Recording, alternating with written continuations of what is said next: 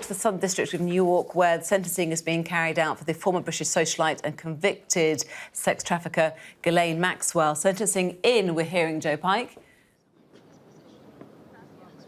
Yeah, breaking news. Judge Alison Nathan has sentenced Ghislaine Maxwell to 20 years in prison with 5 years of supervised release. Now, Ghislaine Maxwell is 60 years old. She's already served 2 years, almost 2 years in custody.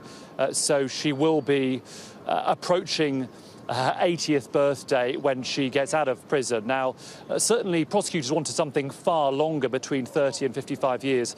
And one victim of Ghislaine Maxwell told me going into court she wanted Ms. Maxwell to die in jail. But one thing that was particularly dramatic that has happened in the last half hour is finally we have heard from Ms. Maxwell, who is now, of course, a convicted sex trafficker, but through the many years of this legal saga has said almost nothing. She did in court apologise for how for the impact of what has happened on victims, on young women whose lives are, of course, diminished, damaged, destroyed by Jeffrey Epstein's abuse.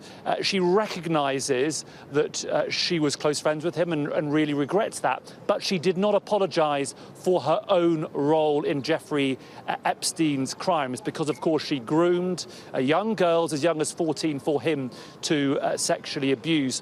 The reason, of course, Ghislaine Maxwell hasn't probably apologised is she still intends to appeal her sentence, her conviction, sorry. She still intends to appeal that conviction on 5 different counts of sex trafficking, and that will follow in the coming weeks and months. As for now, she has been sentenced to 20 years in jail and 5 years of post-sentence relief. So it is likely she will be in her late 70s, almost 80, by the time she leaves custody. We should be hearing from some of those victims who gave impact statements in court. We expect some of them to speak outside court. Certainly there were tears in the courtroom as they explained how that abuse had impacted their lives. One spoke about self-harm, alcoholism, the inability to form a relationship, the fact she hadn't had children, which she pointed towards Ghislaine Maxwell and Jeffrey Epstein as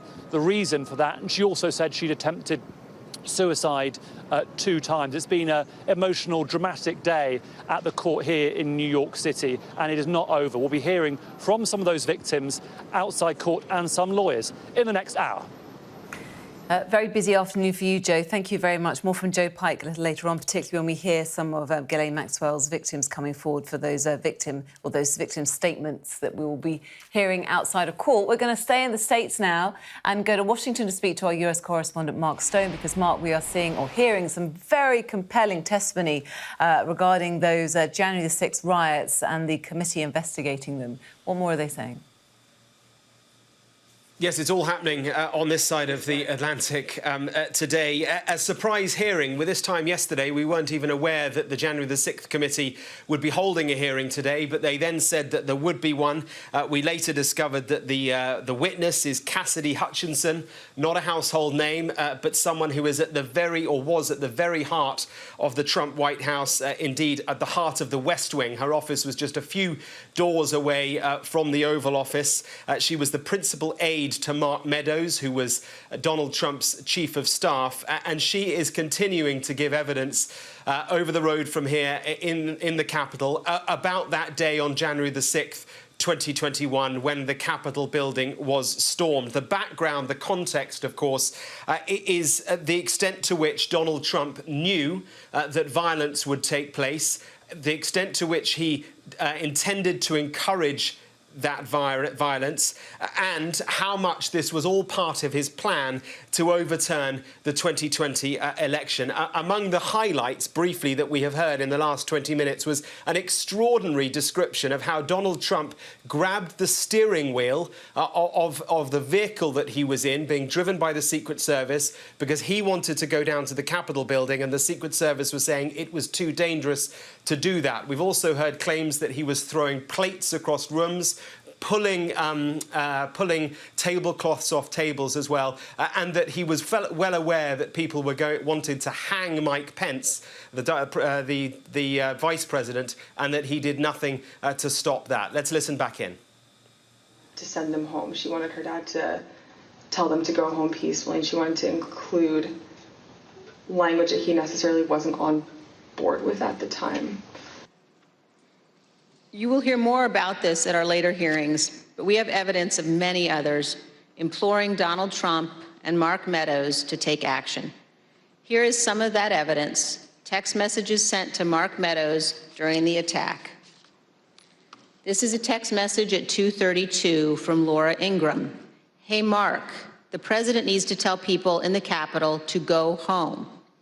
In the next message, this is hurting all of us. And then he's destroying his legacy and playing into every stereotype. We lose all credibility against the BLM Antifa crowd if things go south. The president's son, Don Jr., also urgently contacted Mark Meadows. At 2:53, he wrote, he's got to condemn this shit ASAP. The Capitol Police tweet is not enough. As you will see, these are just two of the numerous examples of Trump supporters and allies urging the president to tell his supporters to leave the Capitol. It would not have been hard for the president to simply walk down to the briefing room a few feet down the hall from the Oval Office.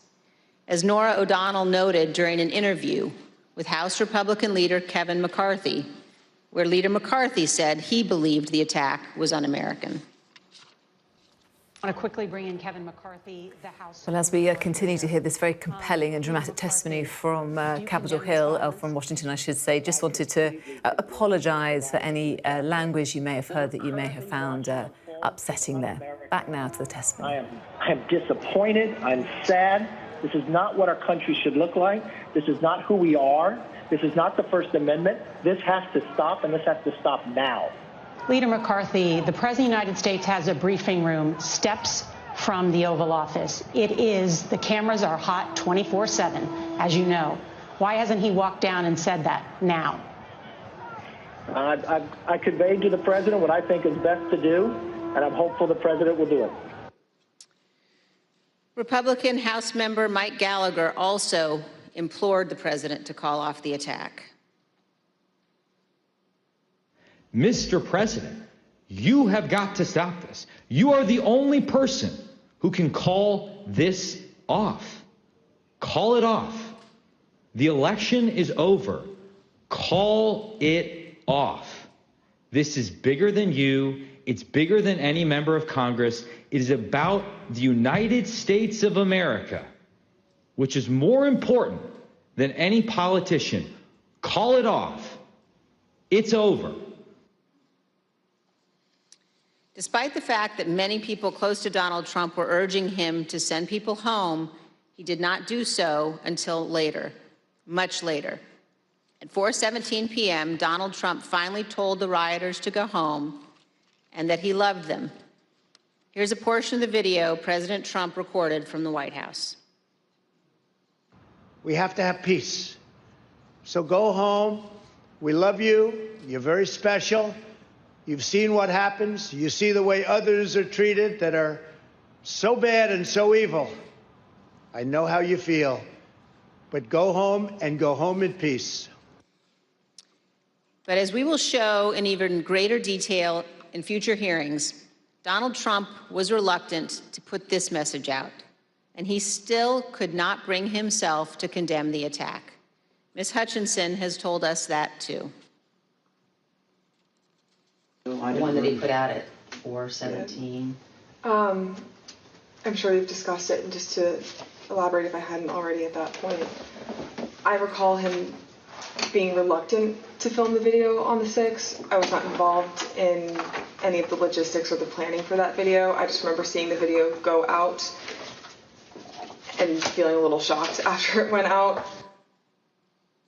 On the evening of January 6th and the day after, the president's family and his senior staff and others tried to encourage the president to condemn the violence and commit to the peaceful transition of power.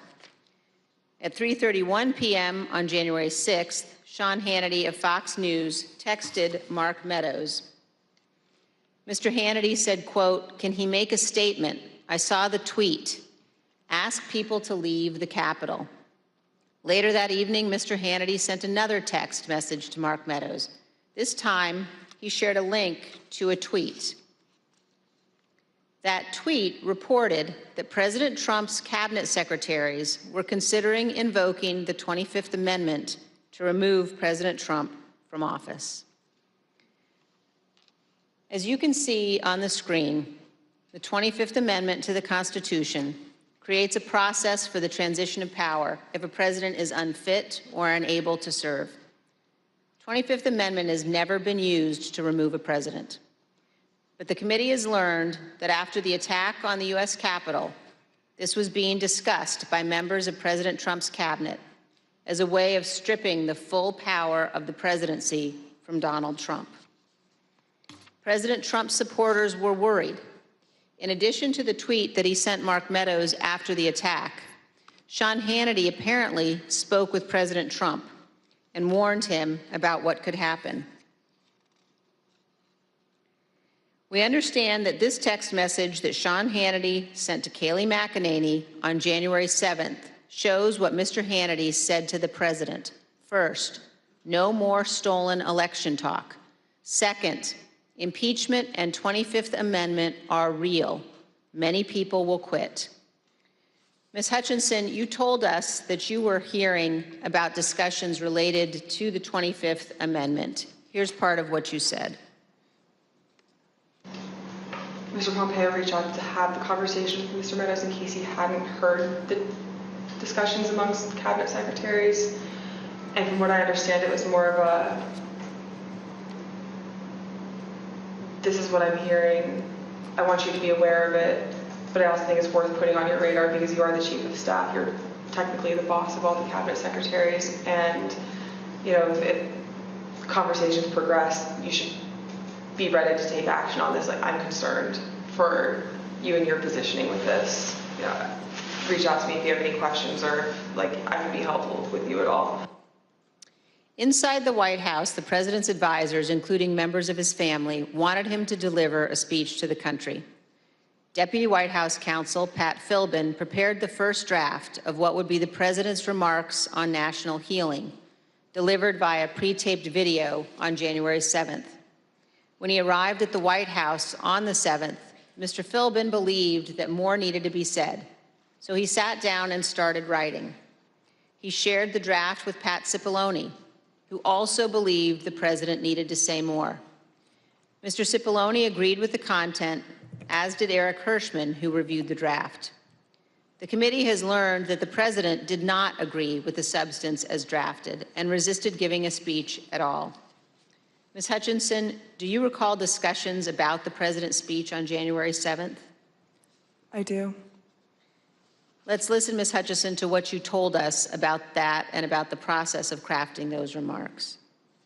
I learned from a conversation with Mark and overhearing between him and White House counsel and Eric Hirschman as well that Trump didn't necessarily think he needed to do anything more on the 7th than what he had already done on the 6th. When he was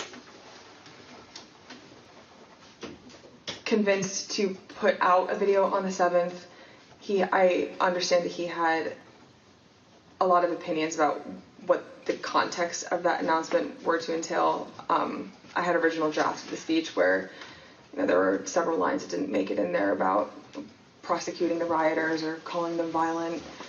He didn't want that in there. He wanted to put in there that he wanted to potentially pardon them. And this is just with the increased emphasis of his mindset at the time, which was he didn't think that they did anything wrong. A break from listening to that very dramatic testimony coming out of Washington, live to New York now after Ghislaine Maxwell has been sentenced to 20 years in prison. Today was a towering day for justice. As we saw, Ghislaine Maxwell was sentenced to 20 years in prison for the crimes she committed against these survivors and so many others. Today showed us that individuals can be held accountable irrespective of power and privilege. And today showed us that the chorus of voices of these survivors prevailed and showed accountability. It's really a victorious day for justice. And on behalf of all the survivors we've represented, we want to thank the prosecutors for their fierce and relentless pursuit of justice here. We want to thank the judge for being just and true and thoughtful. And we want to thank all of you for never stopping and continuing to pursue this story and make sure that their voices were heard. So now Annie's going to make a few statements. How did the survivors feel about Maxwell's apology? I think they can probably speak to that, but personally, for me, that was not an apology. She once again did not acknowledge her crimes, did not take responsibility for them in any way, so that was really disappointing. May this sentence demonstrate that it is never too late for the truth to come out and never too late for there to be accountability. If you're someone who's experienced sexual abuse or exploitation and did not feel safe to report those crimes, or were not believed when you did, or were told that the perpetrators would not be held accountable, this is for you. There's still a lot of work to be done on this issue, but in this fight we need to celebrate the victories, and today this is a big victory. The truths about these crimes, about child sexual abuse and exploitation, are deeply uncomfortable. They happen more frequently than we want to acknowledge, and often perpetrators, as we saw in this case, are not strangers in vans. They're the people that live in our communities, and they're people often in positions of power. Maxwell and Epstein were predators who were able to use that power and privilege to harm countless individuals, and for far too long, the institutions that should be protecting the public were instead protecting them. And I still hope that we find out more about how that was allowed to occur. We know that historically, though, that this has happened in many organizations and many institutions, that predators are protected in churches, in political groups, in the foster care system. And so I just hope that this sentence can be another sign that voices are coming together and saying no more.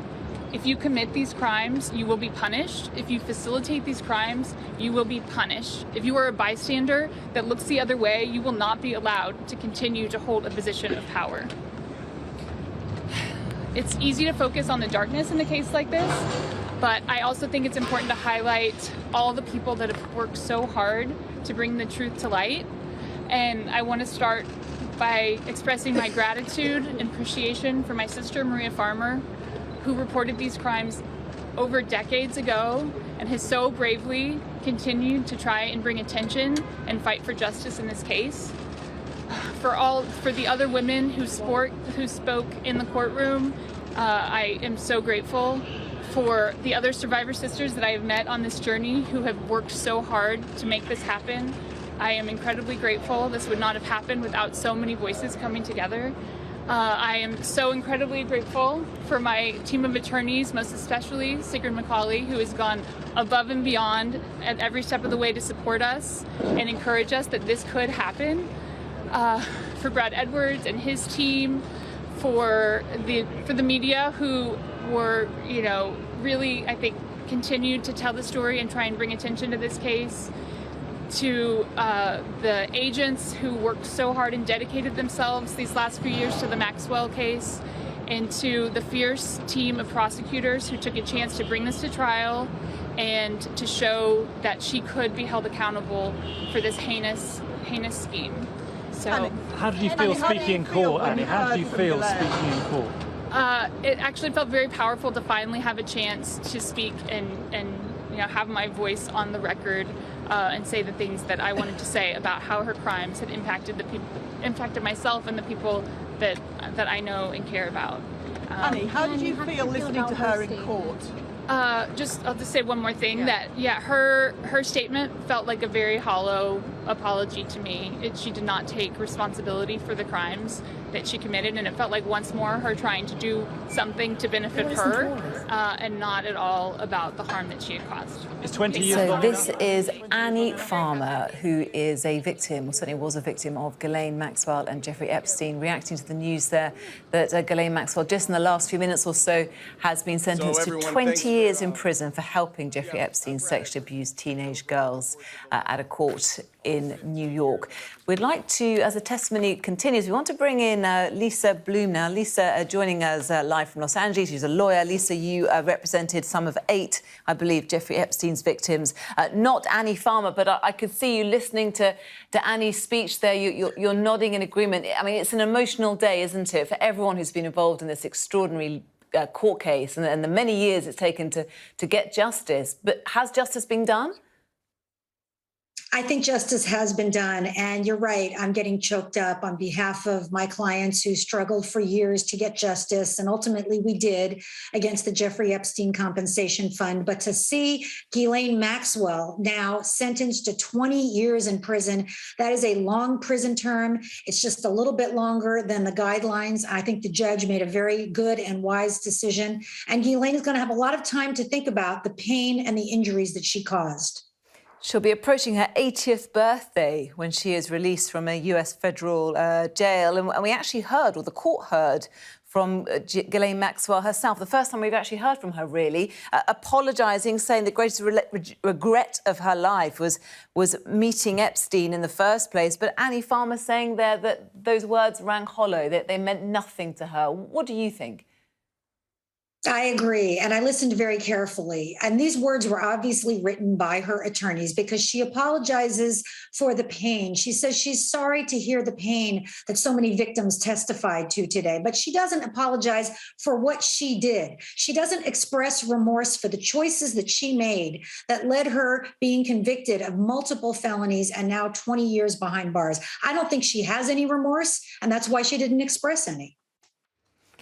And again, Annie talked about no more, this never being allowed to happen again. Of course, we talked about people with vast wealth and vast, powerful connections. Well, Lisa, what do you think the legacy of this whole episode will be, do you think? You know, a lot of people are saying that Me Too is over every time there's a bump in the road. And this case is a great illustration of the fact that Me Too is just beginning, that survivors of sexual abuse are standing up and speaking out every day. I represent dozens and dozens of them now. And even when someone is wealthy and powerful, if victims are willing to come forward, if advocates are willing to fight for them, they can ultimately get justice.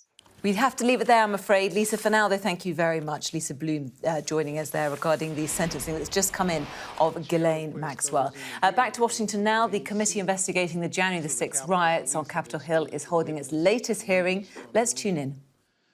Without objection, the committee stands adjourned.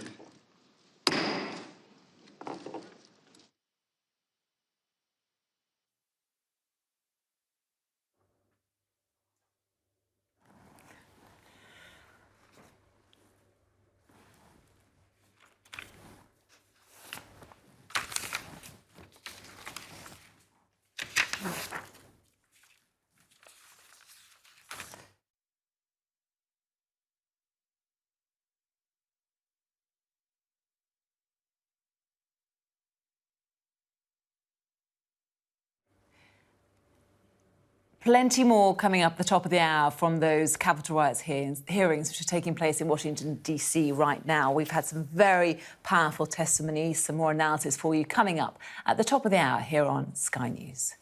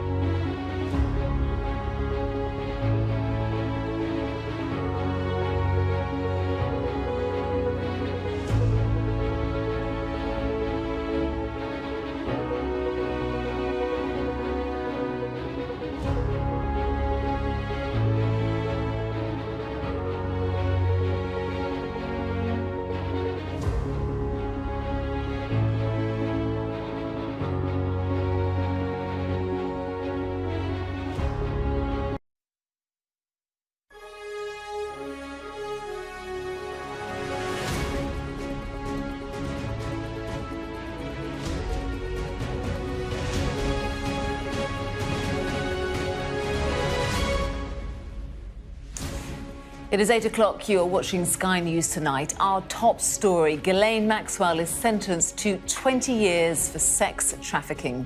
A judge tells Jeffrey Epstein's former partner that no one is above the law as she is jailed for helping him abuse teenage girls.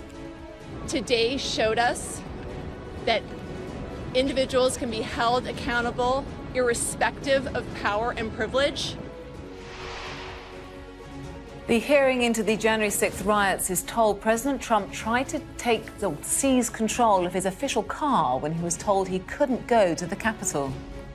The president reached up towards the front of the vehicle to grab at the steering wheel. Mr. Engel grabbed his arm, said, "Sir, you need to take your hand off the steering wheel." Also tonight, hopes fade of finding survivors from the attack on a Ukrainian shopping centre hit by a Russian missile. As NATO leaders meet in Madrid, Turkey ends its opposition to Finland and Sweden joining the alliance. I don't think it will come to that, and clearly we're working very hard to make sure that we confine this to Ukraine. The Met Police is put into special measures after a string of failures.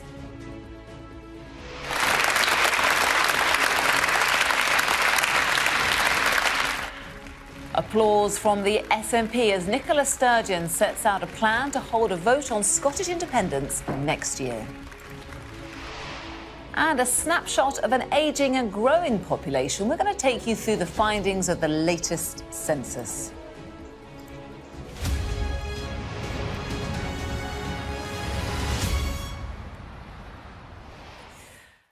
Very good evening to you. Ghislaine Maxwell has been sentenced to 20 years in jail for her part in recruiting teenagers who were abused by the disgraced financier Jeffrey Epstein. Maxwell was convicted of 5 charges of sex trafficking and grooming girls in December of last year. Well, let's take you now straight outside the court in New York. We're hearing victim impact statements are being read, and this is Bobby Sternheim, the lawyer for Ghislaine Maxwell. Outrage by her situation, and that is all I have to say. So thank you. Can you comment on Ghislaine's decision to speak in court?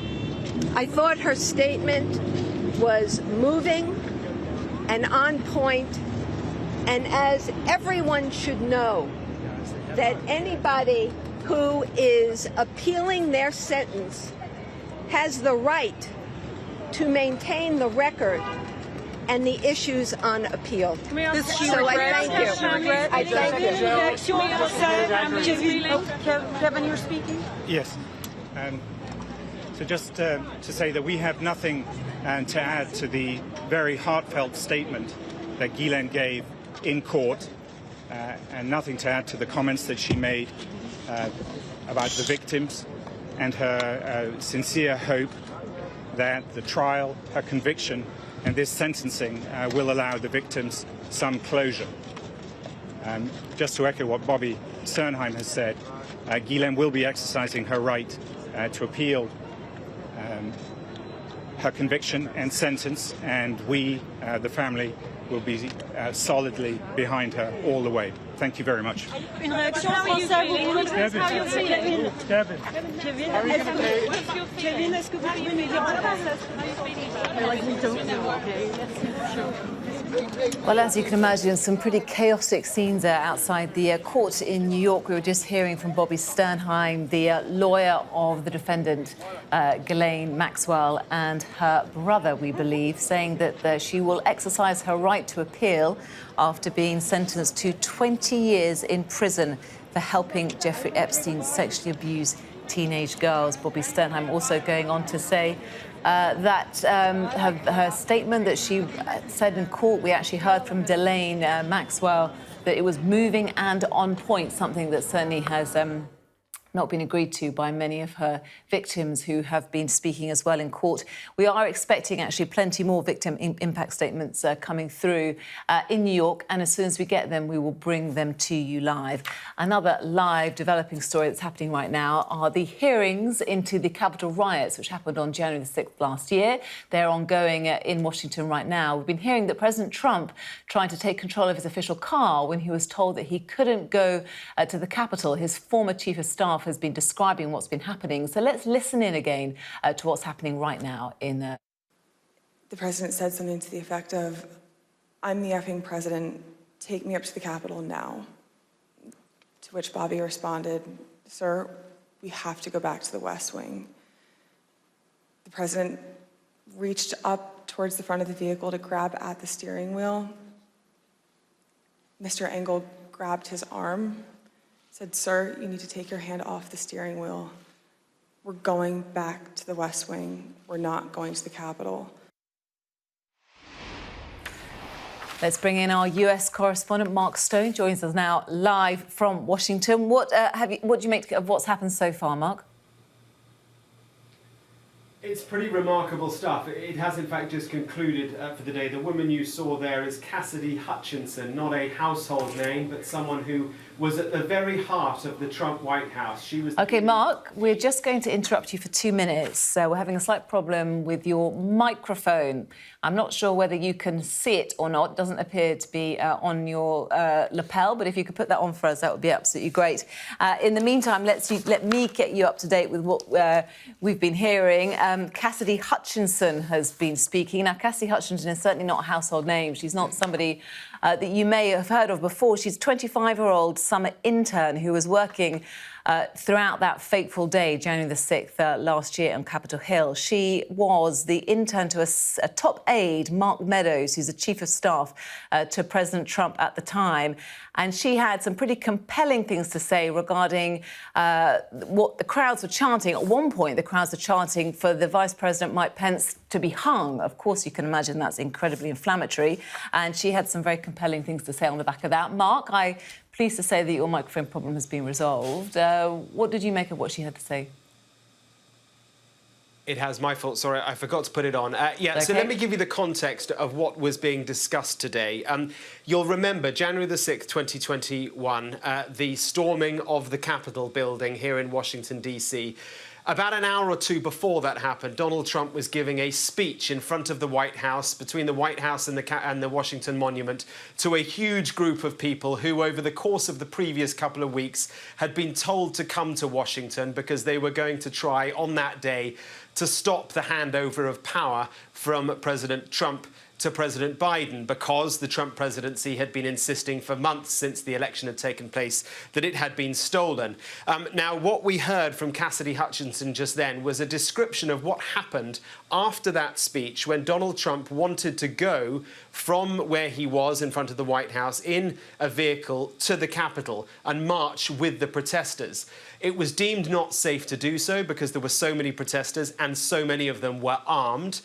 He had already told his staff, "I don't care that they're armed. They're not here to cause any harm to me." And he wanted more protesters to be allowed into the secure zone outside the White House. When he was then told that he couldn't go to the Capitol building, that is when he is alleged to have tried to grab the steering wheel of the vehicle he was in, and he was told to take his hand off the steering wheel. He then allegedly put his hand around the neck of the person who told him to take his hand off the steering wheel. Quite extraordinary stuff from Cassidy Hutchinson, who, as I say, was at the very heart of the Trump White House and is one of many, many witnesses who have now come forward to explain what was happening, not just on January the 6th, but in the weeks and months prior to that, during which time, as I say, Donald Trump and those around him were alleging against all fact that the election had been stolen. The significance now, of course, of all this is that Donald Trump has said he may run for the presidency again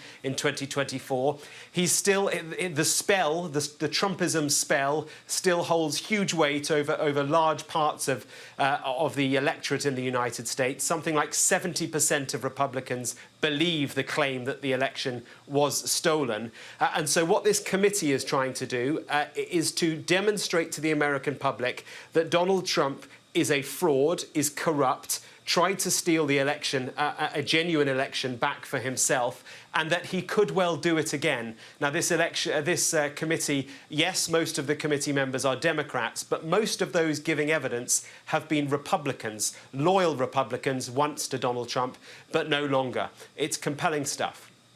It is indeed. Mark, for now, thank you very much. Our US correspondent Mark Stone live in Washington for us. And of course, we're going to bring you all the latest on those hearings here on Sky News. If you'd like to watch the testimony live, you can do so by scanning the QR code on your screen right now or by visiting the Sky News app or website. We're going to carry on with US coverage for you now, taking you live back to New York, where in the last half an hour or so, Ghislaine Maxwell has just been sentenced to 20 years for sex trafficking.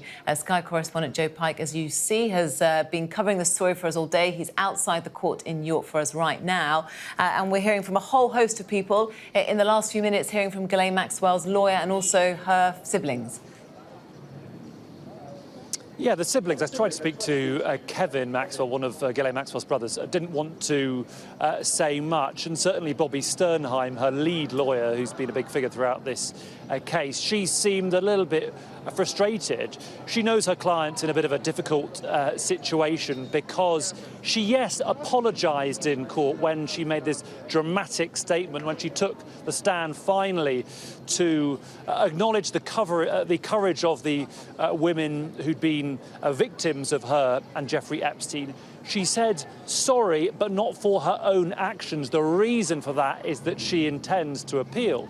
And therefore, Bobby Sternheim, I think, realises there's this tricky situation. After the sentence, she wants to appeal. Some legal experts say it will be very difficult to win that. But by the point that that legal avenue has been gone down, has been finished with, well, Ghislaine Maxwell is still left with a 20-year prison term. She's 60 years old. She's already been in custody for nearly 2 years. So we're talking about her getting out of custody in her late 70s and then having 5 years of supervised release. There were a couple of dramatic moments before Ghislaine Maxwell spoke in court, and those were when women whose lives have been really damaged by her abuse got their chance finally to explain the impact it had on them. A number of women were in tears, talking about how they've been unable to form relationships, have children. They've descended into alcoholism in one case, one victim saying that she'd attempted suicide twice because Ghislaine Maxwell, when she was a very young girl, trafficked her, groomed her for Jeffrey Epstein to sexually abuse. Now, this case is seemingly over for now, apart from the appeal. But let's also be clear that this pair, partners in crime, Epstein and Maxwell, did not act alone. Talking to some of the key lawyers in this case, representing victims, they point to people they say were co-conspirators. And therefore, it'll be interesting to see where the US government, where prosecutors go next. Will there be more trials, more people held to account for their actions in the 90s and the early 2000s, where some estimate more than 160 women and girls were abused by Jeffrey Epstein? Certainly nothing will be as important, major, or as dramatic as Ghislaine Maxwell's trial and sentencing because of the key role she played at the heart of that criminal enterprise. She's now been sentenced to 20 years, followed by 5 years of supervised release. She will spend the rest of her life almost in custody. And talking to some victims like Annie Farmer today, they think that is enough. OK, Joe, for now, thank you. Joe Pike live in New York for us on the Ghislaine Maxwell sentencing. Well, we've got more developing news for you this evening. Turkey has ended its opposition to Finland and Sweden joining NATO. Let's bring the very latest now. Our security and defence editor, Deborah Haynes, joins us now live from Madrid. Of course, you've been there all day for us, Deborah. And is this what they were hoping to be able to announce as they try and show a united front against Russia? It certainly is. There was sort of a brewing sense that something was coming over the course of this afternoon. There were talks this afternoon between the leaders of Turkey, Sweden and Finland, as well as the NATO Secretary-General. They were only supposed to last about 90 minutes, but they extended on into the evening. And as soon as that happened, I was getting messages saying that something's coming, expect something soon, keep your eyes open, keep your ears listening for any news. And certainly that news came. It was news that allies, frankly, hadn't been daring to hope would happen in time for the summit, given the strength of Turkey's opposition, in particular to Sweden, in terms of its belief that Sweden has been supporting Kurdish militias that Ankara views as terrorists. And President Erdogan came here to Madrid on this day when the summit is starting and has clearly managed to secure sufficient assurances from Sweden in particular that its concerns with regards to Turkish militias